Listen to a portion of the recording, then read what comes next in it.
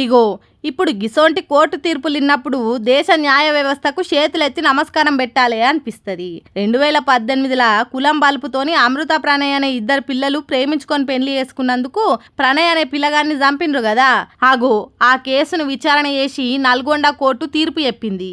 ఏవనుకున్న మారుతిరావు 2020లోనే తనకు తాను జీవి తీసుకున్నాడు కాబట్టి కడమ 7గురికి శిక్షలేసింది కోర్టు. ఏటూగున్న సుభాష్ కుమార్ శర్మకు ఉరి శిక్షేసి ఆ తర్వాత వరుసగున్న అస్గర్ అలీ, భారీ, కరీము, అమృత బాబాయ్, శ్రవణ్ కుమారు, శివ, నిజాం అనేటోళ్లకు బతుకున్నంత కాలం జైల్లో పెట్టాలని తీర్పు చెప్పిందట. మారుతిరావు దగ్గర పైసలు తీసుకొని హత్య చేసినందుకు సుపారీ తీసుకున్న కొందరికి మన కులం పరువు నిలబడాలంటే ఖచ్చితంగా కూని చేయాలనే అని మారుతిరావును రెచ్చగొట్టినందుకు ఇంకొందరు చిప్పకూరు తినాలి అన్నట్టు తీర్పు చెప్పిందట. ఇదే ఆఖరి తీర్పేం కాకుండా హైకోర్టుకు, సుప్రీంకోర్టుకు పోయినా అదే తీర్పు ఇచ్చేటట్టున్నాయట సాక్ష్యాలు.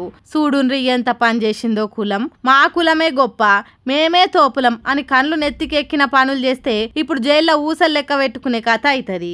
5 ఏళ్లకు ఎక్కువ విచారణ చేసి నిజ నిజాలు తెలుసుకొని ఈ తీర్పు ఇచ్చినందుకు ప్రణయ్ తల్లిదండ్రులు సంబరపడుతున్నారట. ఇలాంటి కుల బల్పు హత్యలు ఇంకేడ జరగకుండా ఇసొంటి తీర్పులు చూస్తాయని అన్నారు.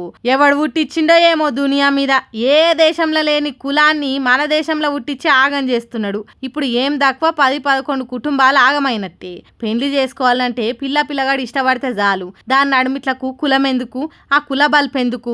ఇప్పుడు ఇచ్చిన తీర్పు తీరుగా 5 ఏళ్లు కాదు 6 నెలలనే తీర్పు వచ్చేటట్టు న్యాయ వ్యవస్థలుంటే ఈ కులాన్ని నెత్తికెత్తుకునే హౌలగాళ్ళ హత్యలు తక్కువ అవుతాయి కావచ్చు అని అంటున్నారు నల్గొండ కోర్టు ఇచ్చిన తీర్పు ముచ్చట తెలిసిన పబ్లిక్.